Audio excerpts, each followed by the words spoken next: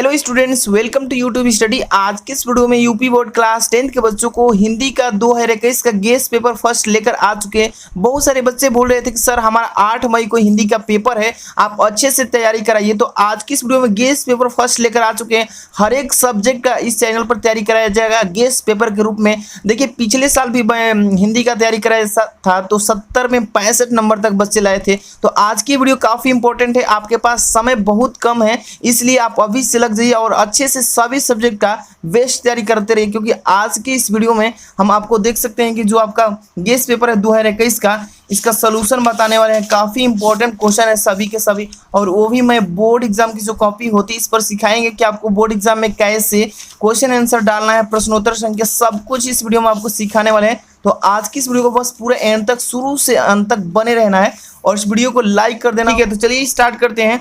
आप देख सकते हैं यहाँ से क्वेश्चन जो है, समय 3 घंटे 15 मिनट आपका हिंदी का मिलता है। और देखिए, और यहाँ पर निर्देशांक जो है प्रारंभ के 15 मिनट परीक्षार्थियों को प्रश्न पत्र पढ़ने के लिए निर्धारित होता है और ये क्वेश्चन पेपर 70 नंबर का आएगा। ठीक है, तो फर्स्ट नंबर जो क्वेश्चन देख रहे हैं क नंबर कि निम्नलिखित कथनों में से कोई एक कथन सत्य है, उसे पहचान कर लिखना है। इसमें देखिए 4 ऑप्शन है दिया है, इसमें चारों में से कौन सही है उसको पहचानना है आपको। ठीक है, एक नंबर लिखा है कि भारतेंदु हरिश्चंद्र को हिंदी गद्य साहित्य का जनक माना जाता है, और दूसरा है रानी केतकी की कहानी की लेखिका सुभद्रा कुमारी चौहान, ये गलत है। ठीक है, ये नहीं है। और ये तीसरा क्या ऑप्शन है इसमें कि आचार्य रामचंद्र शुक्ल एक प्रख्यात कवि है, ये भी गलत। डॉक्टर धर्मवीर भारती पूर्व मध्यकाल के कवि है, ये भी गलत। जो फर्स्ट नंबर ऑप्शन दिख रहा है यानी कि भारतेंदु हरिश्चंद्र को हिंदी गद्य साहित्य का जनक माना जाता है, ये एकदम करेक्ट है। ठीक है, तो इसको बोर्ड एग्जाम की कॉपी में कैसे लिखना है ध्यान से यहाँ पर देखते रहिए। सबसे पहले तो यहाँ पर प्रश्नोत्तर संख्या डालेना फर्स्ट। ठीक है, फर्स्ट में कितने क्वेश्चन है, तो आपके 5 क्वेश्चन है वह विकल्पी, तो पहला का यहाँ पर डालेंगे और पहला का क का आंसर दे रहे हैं तो पहला का कौन सा ऑप्शन सही था, तो 1 नंबर, तो 1 नंबर ऑप्शन डालेंगे और यहाँ पर उस ऑप्शन को उतार देंगे। भारतेंदु हरिश्चंद्र को हिंदी गद्य साहित्य का जनक माना जाता है। ठीक है, अगला क्वेश्चन देखिए, तो दो यहाँ पर पहला का ख लिखा है यहाँ पर क्वेश्चन की निम्नलिखित कृतियों में से किसी एक कृति के रचनाकार का नाम बताना है। तो देख सकते हैं इसमें 4 कृति दिया है। इसमें चिंतामणि के रचनाकार कौन है, जनमेजय का नागयज्ञ किसका है, तो यहाँ पर देखिए इसका आंसर मैं पहला का, एक ही इसमें से बताना है, 2 नहीं 1 का बताना है। तो यहाँ पर मैं देखिए बता रहा हूँ पहला का, जैसे पहला का ख का यहाँ पर पहला नंबर आचार्य रामचंद्र शुक्ल जी हैं। चिंतामणि के रचनाकार कौन है, तो आचार्य रामचंद्र शुक्ल, इस तरीके से लिख देना है। अगला क्वेश्चन यहाँ पर देखिए ग नंबर पहला का कि मैला आंचल के रचनाकार का नाम लिखिए। तो मैला आंचल के रचनाकार कौन है, तो मैला आंचल का रचनाकार यहाँ पर फंडीश्वर नाथ रेणु है। ठीक है, यहाँ पर पहला का ग ऐसे लिखना है। ठीक है, आगे क्वेश्चन देखते हैं। यहाँ पर घ नंबर लिखा है पहला का कि कलम का सिपाही किस गद्य विधा पर आधारित रचना है, तो ये जीवनी है। ठीक है, तो यहाँ पर इसका आंसर घ का कैसे लिखेंगे, इस तरीके से पहला और घ लिख देंगे यहाँ पर और जीवनी लिख देंगे, ये होगा इसका आंसर। ठीक है, अब देखिए यहाँ पर क्वेश्चन नंबर अंग क्या लिखा है कि रेखा चित्र साहित्य के किन्हीं 2 लेखकों के नाम बताना है। ठीक है, बोर्ड एग्जाम में पूछेगा कि रेखा चित्र साहित्य के किन्हीं 2 लेखकों के नाम बताइए।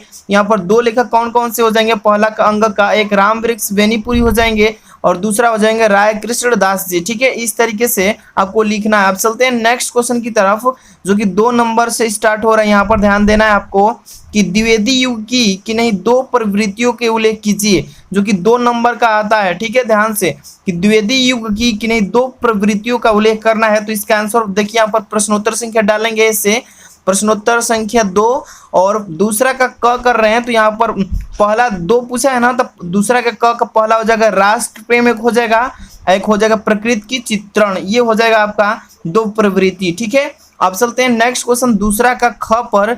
यहाँ पर दूसरा का ख लिखा है कि प्रयोगवादी काव्यधारा की 2 प्रमुख विशेषताएं बताइए। तो प्रयोगवादी काव्यधारा की 2 प्रमुख विशेषताएं यहाँ पर ऐसे ही प्रश्नोत्तर संख्या दूसरा डाल के और यहाँ पर दूसरा का ख कर रहे हैं, 2 पूछा है तो पहला लिखेंगे विद्रोह का स्वर, एक हो जाएगा विद्रोह का स्वर हो जाएगा और दूसरा हो जाएगा गहन बौद्धिकता। ठीक है, ये हो जाएगा काव्यधारा की 2 प्रमुख विशेषताएं। अगला क्वेश्चन इसमें क्या है, दूसरा का ग नंबर, ध्यान दीजिए कि छायावाद के किसी एक कवि का नाम बताइए। तो कमेंट करके आप जरूर बताइए दूसरा का ग, कमेंट बॉक्स में बताइए कि छायावाद के किसी एक कवि का नाम क्या है। तो चलिए इसका आंसर कैसे लिखना है, तो देखिए प्रश्नोत्तर संख्या 2 यहाँ पर तो डाल ही देंगे, लेकिन दूसरा का ग यहाँ पर लिखेंगे जयशंकर प्रसाद। ठीक है, अब चलते हैं नेक्स्ट क्वेश्चन की तरफ जो कि तीसरा है।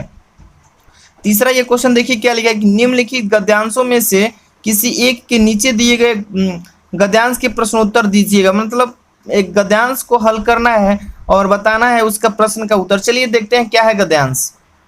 तो देखिए तीसरा का ये क का गद्यांश, दो गद्यांश दिया होगा, एक क एक ख, तो किसी एक को हल करना है। तो क नंबर पढ़ते हैं और आपको समझाते हैं, ऐसे ही बोर्ड एग्जाम में पूछेगा तो सीख लीजिए आज ही। देखिए लिखा है क कि मैं नहीं जानती कि वह शहंशाह था या साधारण मुगल, पर एक दिन इसी झोपड़ी के नीचे वह रहा। मैंने सुना था कि वह मेरा घर बनवाने की आज्ञा दे चुका था। मैं आजीवन अपनी झोपड़ी खोदवाने के डर से भयभीत रही। भगवान ने सुन लिया, मैं आज इसे छोड़ जाती हूँ। अब तुम इसका मकान बनाओ या महल, मैं अपने चिर विश्राम गृह जाती हूँ। ठीक है, तो ये है आपका गद्यांश। आपको जैसे ही पढ़ेंगे तो आपको मालूम चल जाएगा किस चैप्टर से। तो आपका चैप्टर जो है ममता वाला चैप्टर, उसी चैप्टर से इस गद्यांश को लिया गया है। और यहाँ पर देखिए क्वेश्चन क्या पूछा है कि उपयुक्त गद्यांश का संदर्भ लिखिए, और दूसरा कह रहा है कि रेखांकित अंश की व्याख्या कीजिए, और तीसरा कह रहा है कि आजीवन भयभीत रहने का कारण क्या है। तो चलिए इसको करना है तो या इसको किसी एक को करना है, तो मान लीजिए कि पहला को करना है, इसमें संदर्भ बताना है। संदर्भ तो यहाँ पर देखिए पहले प्रश्नोत्तर संख्या आपको इस तरीके से डाल लेना है, थोड़ा जूम कर दूं छोटा हो जाए आपको दिखे अच्छा से। ठीक है, देखिए प्रश्नोत्तर संख्या 3, तीसरा का क कर रहे हैं तो ऐसे तीसरा का क लिख लेंगे। ठीक है, और संदर्भ लिखना है ना, तो यहाँ पर संदर्भ हेडिंग डालेंगे और क्या लिखेंगे कि प्रस्तुत गद्यांश हमारी पाठ्य पुस्तक हिंदी गद्य खंड से ममता नामक पाठ से लिया गया है। ठीक है, किस चैप्टर से? ममता नामक पाठ से लिया गया है, और इस चैप्टर के इस पाठ के लेखक जयशंकर प्रसाद जी हैं। ठीक है, तो आपको संदर्भ में ये लिख देना है, या इस दो चीजें बस याद रखेंगे। इस पाठ का नाम क्या है, इस पाठ के लेखक कौन है। तो पाठ का नाम क्या है? ममता है, और इस पाठ के लेखक जयशंकर प्रसाद जी हैं। ठीक है, तो आप यहाँ से बनाकर संदर्भ लिख सकते हैं। आगे देखिए इसमें बोला है कि रेखांकित अंश की व्याख्या कीजिए। तो देखिए भगवान ने सुन लिया, यही है ना अंडरलाइन नीचे, भगवान ने सुन लिया, मैं आज इसे छोड़ जाती हूँ। अब तुम इसका मकान बनाओ या महल, मैं अपने चिर विश्राम गृह जाती हूँ। तो इसी का अर्थ लिखना है रेखांकित अंश की व्याख्या करके। तो देखिए ध्यान से यहाँ पर हेडिंग डाल देना है आपको। कैसे? यहाँ पर तीसरा का दूसरा नंबर क्वेश्चन कर रहे हैं तो यहाँ पर ये लिखेंगे। आप तब से क्या लिखेंगे, यहाँ पर ध्यान दीजिए, रेखांकित अंश की व्याख्या हेडिंग ऐसे डाल लेना है अच्छे से, और यहाँ पर लिखेंगे इसका अर्थ क्या होगा रेखांकित अंश का। जयशंकर प्रसाद जी कहते हैं कि ममता जो आज बूढ़ी हो चुकी है वो कहती है कि हे भगवान हमारी एक बात सुन लो, मैं अपनी झोपड़ी को खुदवाने की डर से भयभीत रहती थी। ठीक है, यही कह रही है। अब इसके बाद क्या अंडरलाइन का मतलब कह रहा है कि परंतु आज भगवान ने मेरी एक बात सुन ली और मैं चिर विश्राम गृह में जा रही हूँ अपने महल को छोड़कर कि अब इस झोपड़ी को महल बनाओ या कुछ बनाओ, हमें कोई लेना देना नहीं है। यही इसका मतलब रेखांकित अंश का व्याख्या होगा। जो क्वेश्चन किया है उसका आंसर ऐसे ही देना है। अगला क्वेश्चन तीसरा क्या है, इसमें तीसरा का क का कि आजीवन भयभीत रहने का कारण क्या है। मैं आजीवन अपनी झोपड़ी खोदने के डर से भयभीत रहती हूँ, इतना क्वेश्चन का आंसर दे सकते हैं। या यहाँ पर ध्यान दीजिए इसका आंसर तीसरा का क का कैसे लिखेंगे कि आजीवन भयभीत रहने की डर यह था कि कहीं झोपड़ी खुद न जाए, उसकी झोपड़ी कहीं खुदवा न दी जाए, आजीवन भयभीत रहती थी इसी के वजह से। ठीक है, तो इतना आपको लिख देना है। आपको कितना नंबर मिलेगा, तो 6 नंबर यहाँ से क्लियर हो गया। अब चलते हैं देखते हैं आगे वाला क्वेश्चन। अब देखिए तीसरा का खंड लिखा है ना, तो किसी एक ही को करना है। और ये देखिए मानव मन सदा से ही अज्ञात के रहस्यों को खोलने और जानने की समझने की उत्सुक रहा है। तो ये जो आप चैप्टर देख रहे हैं ना, ये गद्यांश, ये चांद पर आदमी वाला जो चैप्टर है ना, उसको हटा दिया गया इस बार, इसको हटा दिया गया। इसको तैयार करने से कोई फायदा नहीं है। ठीक है, तो चलते हैं अगला क्वेश्चन देखते हैं। यहाँ पर 4 नंबर से जो कि यहाँ से पद से आपका गद्यांश उठाया जाता है, पद्यांश। ठीक है, तो लिखा है कि निम्नांकित पद्यांशों में से किसी एक पद्यांश की संदर्भ सहित व्याख्या लिखना होता है, जो कि ये देख सकते हैं ये भी 6 नंबर का आता है बोर्ड एग्जाम में। तो चौथा का क नंबर यहाँ पर क्या लिखा है कि रानी मैं जानी जानी महा पवी पाहन हूँ ते कठोर हियो है। ठीक है, राजहू काज काज न जान्यो कहो तिये को जिन कान कियो है। ऐसी मनोहर मूर्तिये बिछोर कैसे प्रीतम लोग जियो है। आखिर मैं सखी राखीबे जो इन्हें किमी के बनाओ दियो है। तो ये जो आप देख रहे हैं ना ये पद्यांश है, और जैसे ही इस पद्यांश को पढ़ते हैं तो आपको मालूम चल जाएगा कि किस पाठ से लिया गया है और इस पद्यांश यानी ये पाठ के लेखक कौन है। तो यहाँ पर देखिए मैं क नंबर को सॉल्व करा दे रहा हूँ, तो ध्यान देखिए से देखते रहिए। यहाँ पर प्रश्नोत्तर संख्या 4 यहाँ पर लिख देंगे। ये तो तीसरा का वो हट गया है, तो यहाँ पर प्रश्नोत्तर संख्या 4 लिखेंगे और 4 का क कर रहे हैं ना, तो यहाँ पर 4 का क लिख देंगे ऐसे। और संदर्भ लिखना है इसका। पहले संदर्भ में क्या लिखेंगे कि प्रस्तुत पद्यांश हमारी पाठ्य पुस्तक के काव्यखंड के धनुष भंग। ये जो पद्यांश आप देख रहे हैं धनुष भंग से लिया गया है। ठीक है, किससे? धनुष भंग चैप्टर से लिया गया है। अब यहाँ पर लिखेंगे शीर्षक के उद्गृत यह कवि गोस्वामी तुलसीदास द्वारा रामचरितमानस के बालखंड से लिया गया है। ठीक है, तो ये आपको समझ में आ गया कि पाठ का नाम क्या है, धनुष भंग। और इस पाठ को कौन लिखे हैं? तो गोस्वामी तुलसीदास जी लिखे हैं। ठीक है, तो इतना लिख देंगे संदर्भ में। अब इसके बाद प्रसंग भी लिखते हैं, तो प्रसंग में क्या लिखेंगे कि प्रस्तुत पद्यांश में गोस्वामी तुलसीदास, यही लिखेंगे कि प्रस्तुत पद्यांश में गोस्वामी तुलसीदास जी ने ग्रामीण स्त्रियों के मध्य से कैकेयी और राजा दशरथ की निष्ठुरता पर प्रतिक्रिया का वर्णन किया है। ये हमारा हो गया व्याख्या। अब इसके बाद इसमें ये प्रसंग हो गया, ये अब इसके बाद हमें व्याख्या करना है इसका। ठीक है, तो चौथा का व्याख्या करेंगे इसमें। तो देखिए लिखेंगे व्याख्या हेडिंग ऐसे, और लिखेंगे कि श्री राम सीता और लक्ष्मण वन में जा रहे हैं। उन्हें देखकर गांव की स्त्रियां आपस में वार्तालाप कर रही है, यानी कि बातचीत कर रही है। देखिए यहाँ से आप व्याख्या इसका समझ लीजिएगा और लास्ट तक बने रहते हैं। तो इसका मैं पीडीएफ प्रोवाइड करने वाला हूँ पूरा मॉडल पेपर का आंसर के साथ, तो बने रहिए। वीडियो के डिस्क्रिप्शन में टेलीग्राम दे दूंगा, वहाँ से ज्वाइन होना है, वहीं से आपको यहाँ सब कुछ प्रोवाइड हो जाएगा। आगे देखिए इसमें क्वेश्चन क्या लिखा है, ख नंबर कि सागर निज छाती पर जिनके अगणित रवण। ये जो आप देख रहे हैं ना, इसको इस पद्यांश को किसी एक ही को करना है, दोनों को सॉल्व नहीं करना है। किसी एक को मैंने आंसर बता दिया है और पीडीएफ में दोनों का आंसर मैं प्रोवाइड कर दूंगा, तो अच्छे से याद कर लीजिएगा। तो ध्यान दीजिए जो देख रहे हैं ना पद्यांश, इस पाठ का नाम क्या है, स्वदेश प्रेम। इस पाठ से ये पद्यांश लिया गया है और स्वदेश प्रेम पाठ को कौन लिखे हैं, तो राम नरेश त्रिपाठी जी लिखे हैं। तो अच्छे से दोनों को याद रखिए, यहाँ से आपका संदर्भ बन जाएगा। ठीक है, आगे वाला क्वेश्चन यहाँ पर ध्यान से देखिए, 5 नंबर क्या पूछ रहा है। क्वेश्चन नंबर 5 का क कि निम्नलिखित लेखकों में से किसी एक लेखक का जीवन परिचय दीजिए एवं उनकी किसी एक रचना का नाम भी लिखिए। ठीक है, तो जीवन परिचय के साथ में एक रचना का नाम भी लिखना है। तो 3 ऑप्शन दिया है, तीनों में देखिए यहाँ पर लेखक का नाम है जयशंकर प्रसाद जी और डॉक्टर राजेंद्र प्रसाद जी हैं और आचार्य रामचंद्र शुक्ल जी। ठीक है, तो ये रामचंद्र शुक्ल जी को अच्छे से याद कर लीजिए। अगर रामचंद्र शुक्ल का जीवन परिचय पेपर में न दे तो पेपर सुना पड़ जाता है। तो देखिए ये दोनों को याद कर लीजिए, जयशंकर प्रसाद का और रामचंद्र शुक्ल जी का, दोनों का फिक्स है कि जरूर आएगा। एक का डिस्ट्रिक्ट में 7 मतलब प्रकार का कोड का पेपर आता है, तो ये दोनों को जरूर डालेगा। तो चलिए मैं आपको ट्रिक से बताता हूँ कि जीवन परिचय कैसे याद कर लेना है। ठीक है, अगर ये ट्रिक अच्छे से समझ लेते हैं तो आप बनाकर भी लिख सकते हैं। चलिए तो इसका आंसर कैसे लिखना है, प्रश्नोत्तर संख्या यहाँ पर डाल लेना 5 और प्रश्नोत्तर संख्या 5 डालिए यहाँ पर। अब ध्यान दीजिए आपको जीवन परिचय किसका लिखना है, जयशंकर प्रसाद, तो ऊपर लिख लेंगे ऐसे जयशंकर प्रसाद।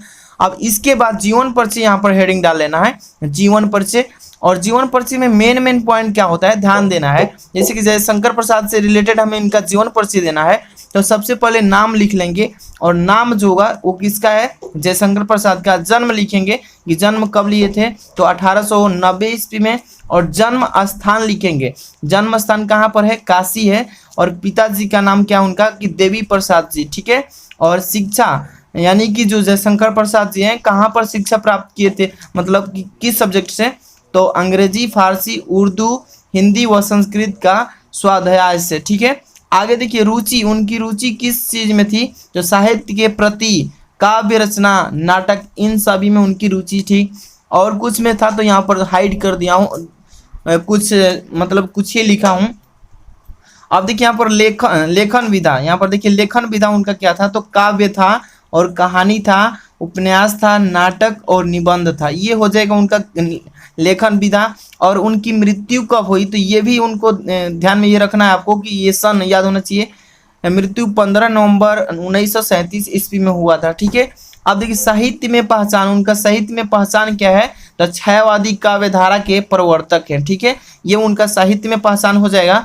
और भाषा, तो किस भाषा में, तो भावपूर्ण एवं विचारात्मक थे। ठीक है, भावपूर्ण एवं विचारात्मक ये लिखेंगे भाषा में। और इसके बाद शैली, तो ये शैली भी होता है, एक भाषा भी होता है। तो शैली उनका कैसा था, तो विचारात्मक, अनुसंधानात्मक और चित्रात्मक था। ठीक है। और इसके बाद साहित्य में स्थान, उनका साहित्य में स्थान क्या था, प्रसाद जी को हिंदी साहित्य में नाटक को नई दिशा देने के कारण प्रसाद युग का निर्माण, अब यहाँ पर देखिए निर्माण कर्म तथा छायावाद का प्रवर्तक कहलाते थे। ठीक है, ये हो जाएगा। तो शॉर्टकट में इतना आप जीवन पर से याद कर लेते हैं तो इजीली उनके बारे में आप आसानी से लिख सकते हैं। ठीक है, ये थे कवि। अब एक और पूछता है लेखक का जीवन परिचय, तो ध्यान दीजिएगा 5 के क था और 5 के ख वाला क्वेश्चन में आपको क्या करना है, तो ध्यान से देखिए। यहाँ पर पूछ रहा है कि निम्नलिखित कवियों में से किसी एक कवि का जीवन परिचय और साथ में उनकी किसी रचना का नाम। तो देखिए सूरदास, सुमित्रा नंदन पंत और सुभद्रा कुमारी चौहान। तो देखिए मैं सूरदास जी के बारे में बता रहा हूँ, सेम वैसे ही याद कर लेना है। जैसे कि यहाँ पर प्रश्नोत्तर संख्या आगे 5 का ख, ठीक है यही है ना, तो 5 का ख का पहला नंबर कर रहे हैं यानी कि सूरदास जी पर, तो ऐसे सूरदास लिख लेना है इजिली। और यहाँ पर जीवन परिचय का हेडिंग लगाना है। और यहाँ पर देखिए मैं यहाँ पर ट्रिक बता रहा हूँ कि इसको अच्छे से बस ये चीज़ें याद हो जाएगा ना, तो आप इजीली बना कर भी लिख सकते हैं। तो यहाँ पर देखिए जैसे कि नाम हो गया तो सूरदास के बारे में हमें जीवन परिचय लिखना है। जन्म उनका कब हुआ था, तो 1478 ईस्वी में। जन्म स्थान कहाँ है, तो रनकता नामक गाँव में। मृत्यु कब हुई थी उनकी, तो 1583 ईस्वी में। और मृत्यु का स्थान पारसौली में हुआ था। पिताजी का नाम क्या है उनके, सूरदास जी के, तो पंडित रामदास जी। और उनके गुरु कौन थे सूरदास जी के, आचार्य वल्लभाचार्य थे। और भक्ति उनकी क्या थी, तो कृष्ण भक्ति थे। ठीक है, कृष्ण भक्त। और ब्राह्मण का रूप, तो ये सगुण था उनका। ठीक है। निवास स्थान उनका क्या है, तो श्रीनाथ मंदिर, निवास स्थान में श्रीनाथ मंदिर। काव्य कृतियाँ सूरसागर, सुरसरावली, साहित्य लहरी, यही थी उनकी काव्य कृतियाँ। साहित्य में कृष्ण की बाल लीलाओं में, ठीक है, योगदान उनका क्या था, तो कृष्ण लीलाओं का मनोरम चित्रण किया है। ठीक है, तो ये आप अच्छे से इसको शॉर्टकट में जीवन परिचय याद करने के लिए ये शॉर्टकट तरीका है, अच्छे से याद कर लीजिए और तब इसके बाद लिख दीजिए। आगे का क्वेश्चन देखते हैं। इसमें 6 नंबर क्वेश्चन क्या लिखा है, देखिए ध्यान से, यहाँ से आगे चल रहे हैं हम 6 नंबर से। निम्नलिखित संस्कृत गद्यांश का संदर्भ सहित हिंदी में अनुवाद करना है, जो कि 4 नंबर का बोर्ड एग्जाम में पूछता है। क्वेश्चन क्या लिखा है कि वाराणसी सुविख्यात प्राचीन नगरी एवं विमल, तो ये देखिए जब इसको पढ़ेंगे थोड़ा सा ही पढ़ेंगे, वाराणसी सुविख्यात प्राचीन नगरी, तो आपको मालूम चल जाएगा कि ये किस चैप्टर से लिया गया है। तो वाराणसी जो आपका चैप्टर है उसी चैप्टर से इस गद्यांश को लिया गया है। और कह रहा है कि इसका हिंदी में संदर्भ लिखने के बाद इसका अनुवाद भी कीजिए। अगर ये आपको नहीं आ रहा है तो अथवा में भी दिया है, सारथ प्रवसतो मित्रम भारयम मित्रम गृह सतः, तो ये इसका अभी आप हिंदी में इसका लिख कर और अनुवाद कर सकते हैं। तो चलिए मैं पहला को ही बताता हूँ, वाराणसी सुविख्यात प्राचीनम नगरी। तो ध्यान दीजिए यहाँ से क्वेश्चन नंबर कौन से स्टार्ट हो रहा है, 6 नंबर। तो यहाँ पर ध्यान दीजिए, ऐसे आपको लिखना है बोर्ड एग्जाम में। एक एक क्वेश्चन को हम अच्छे से समझाएंगे, बस देखते रहिए पूरा एंड तक। वीडियो पसंद आ रही है तो लाइक कर देना, और ज़्यादा से ज़्यादा लाइक करते हैं तो ऐसे इस सारे सब्जेक्ट की तैयारी कराऊंगा। तो प्रश्नोत्तर संख्या 6 ऐसे लिख देने हैं। और यहाँ पर देखिए, अब जब भी आप गद्यांश पद्यांश कीजिए तो आपको शुरू का यहाँ पर लाइन थोड़ा सा लिख देना है, ये वाला। जैसे कि ये शुरू में 2 वर्ड उठा लीजिए और लास्ट का 2 वर्ड, और यहाँ पर शुरू का उठाने के बाद डॉट डॉट कर देना है, यहाँ पर लास्ट में ये भी लिख देना है, ताकि एग्जामिनर समझ जाए कि कौन सा यहाँ पर पद्यांश बच्चा किया है या गद्यांश। ठीक है, थोड़ा समझने के लिए बहुत ईजी हो जाता है। और यहाँ पर देखिए संदर्भ इसके लिखना है। तो प्रस्तुत गद्यांश हमारी पाठ्य पुस्तक के संस्कृत खंड में संकलित वाराणसी नामक पाठ से लिया गया है। ठीक है, मैंने बताया था ना कि ये बहुत ही समझना इजी है कि किस पाठ से लिया गया है, बट इस ये किस खंड से है, तो संस्कृत के खंड से ये लिखना है। अब इसको हिंदी में अनुवाद करने के लिए बोला है, जो संस्कृत में गद्यांश है उसको हिंदी में अनुवाद करिए। तो कैसे? वाराणसी बहुत प्रसिद्ध प्राचीन नगरी है। पहले इस संस्कृत को पढ़ेंगे, अच्छे से पढ़ लेंगे, अब तब इसको हिंदी में अनुवाद करेंगे। तो क्या लिखेंगे कि वाराणसी बहुत प्रसिद्ध प्राचीन नगरी है। यह स्वच्छ व पावन जल की लहरों वाली गंगा के किनारे स्थित है। इसके घाटों की घुमावदार आकार वाली किनारे उज्जवल चंद्रमा की सफेद चांदनी में बहुत सुंदर लगती है। यहाँ दूर दूर से आने वाले पर्यटक आते हैं। मतलब यहाँ पर घूमने के लिए बहुत दूर दूर से पर्यटक आते हैं, यात्री आते हैं। ठीक है, तो आपको जब पढ़ेंगे तो संस्कृत का पद्यांश, तो इसका हिंदी में अनुवाद ऐसे कर देना है। अगला क्वेश्चन देखते हैं 7 नंबर की, अपनी पाठ्य पुस्तक से कंठस्थ किया हुआ कोई एक श्लोक लिखिए जो इस प्रश्न पत्र में न आया हो, जो कि 2 नंबर का आता है। ठीक है, तो श्लोक याद कर लीजिएगा, 2 लाइन का या 4 लाइन का भी कोई दिक्कत नहीं है। 2 लाइन वाला आसान होता है तो वो भी लिख सकते हैं। तो चलिए मैं इसका बताता हूँ कि श्लोक कौन सा आप याद कर लीजिए। यहाँ पर देखिए 7 का प्रश्नोत्तर संख्या ऐसे डाल लीजिए, क 7 का क बता रहे हैं और श्लोक लिखना है तो श्लोक लिख लीजिए ऐसे।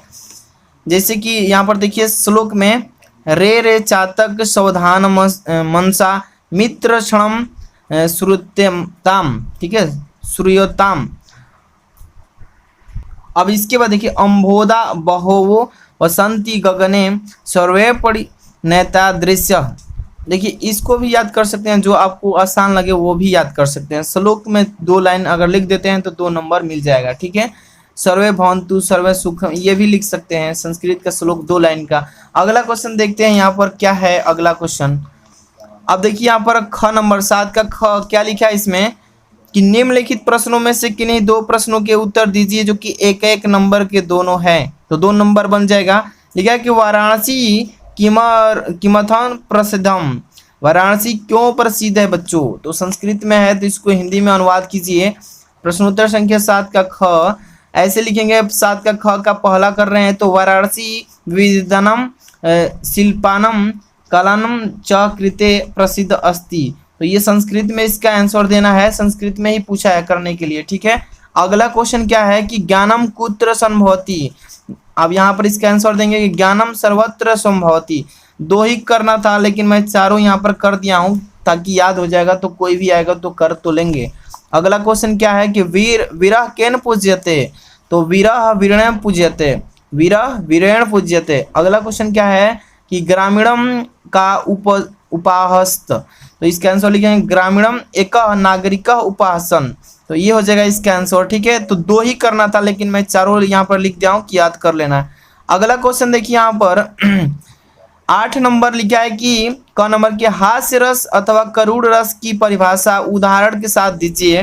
हास्य रस लिखिए या करुण रस, कोई एक रस का परिभाषा के साथ एग्जाम्पल देना है। ठीक है, तो चलिए मैं यहाँ पर बताता हूँ। देख सकते हैं यहाँ पर तीनों चीज़ों का मैं वीडियो प्रोवाइड कर दिया हूँ ऑलरेडी, रस अलंकार छंद सभी का। तो हास्य रस की परिभाषा बोर्ड एग्जाम में पूछता है ना, तो परिभाषा क्या देंगे कि किसी पदार्थ या व्यक्ति की असाधारण आकृति वेशभूषा चेष्टा आदि को देखकर सहृदय में जो विनोद का भाव जागृत होता है यानी उत्पन्न होता है उसे ही हास्य रस कहा जाता है। यदि देखिए यही हास्य जब विभव अनुभव तथा संचारी भावों से पुष्टि हो जाता है तो उसे हास्य रस कहा जाता है, हास्य ऊपर कहा जाता है। अब इसका एग्जाम्पल भी पूछा था, जैसे उदाहरण नाना वाहन नाना वैसा विहंसे शिव समाज निज देखा, कोई सुखहीन विपुल सुख कहूँ बिन पद कर कोठ बहु पद बाहूँ। तो ये हो जाएगा इसका एग्जाम्पल। ठीक है, तो इसका मैं ऑलरेडी वीडियो बना चुका हूँ इन सारे क्वेश्चन का। 8 नंबर का हास रस उत्प्रेक्षा उपमा अलंकार सोरठा रोला छंद ये सभी का इसका पर्सनल वीडियो मैं तीनों का एक ही बनाया हूँ। यहाँ पर आई बटन पर क्लिक करके चेक कर लीजिए, इसको अच्छे से याद कर लीजिए, या वीडियो का डिस्क्रिप्शन में इसका लिंक है वहाँ से भी इसको पढ़ लीजिएगा। ठीक है, अब हम स्टार्ट करते हैं। इसके बाद आगे वाला जो क्वेश्चन है 9 नंबर, इसको नेक्स्ट वीडियो में प्रोवाइड करेंगे। आप यहाँ पर पार्ट 2 में लेकर आएंगे, तो चैनल पर विजिट करते रहिएगा, आपको कभी भी वीडियो मिल सकती है। ठीक है, दिन भर में चेक करते रहिए, कभी वीडियो प्रोवाइड हो जाएगी। इस वीडियो को ज़्यादा से ज़्यादा शेयर कीजिए ताकि और भी सब्जेक्ट का ऐसे गेस्ट क्वेश्चन पेपर कराऊं। मिलते हैं नेक्स्ट वीडियो में। Thanks for watching.